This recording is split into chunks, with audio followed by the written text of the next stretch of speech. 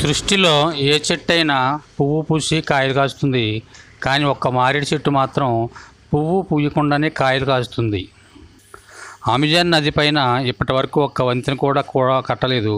వంతెన నిర్మించకపోవడానికి కారణం ఆ నది యొక్క అధిక వెడల్పే. స్థానికులు ఆ నదికి దాటించడానికి ఫెర్రీ అని పిలువబడే లాంచీ లేదా పడవలను ఉపయోగించేవారు.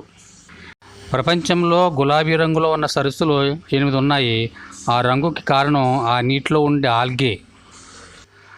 అమెరికాను కనుగొన్న వ్యక్తి కొలంబస్. ఆ సమయానికి ఆ ఖండంలో అప్పటికే 9 కోట్లకు పైగా ప్రజలు నివసించేవారట. శరీరంలో సరిపడంత పోలిక్ యాసిడ్ లేకపోతే డిప్రెషన్కు గురవుతారు. పాలకూర తింటే అటువంటి డిప్రెషన్కు గురి కాకుండా ఉండగలరు.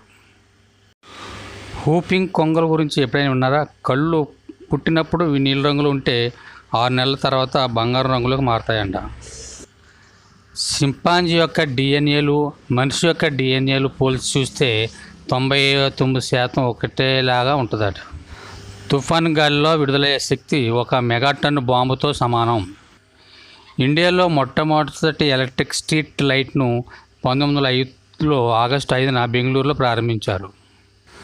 మన శరీరంలో కొన్నేళ్లుగా అపెండిక్స్ అనే అవయవం పనికిరానిదిగా వైద్యులు భావించేవారు. కానీ 2007లో శాస్త్రవేత్తలు ఇది చాలా అవసరమైన అవయవంగా భావించేవారు.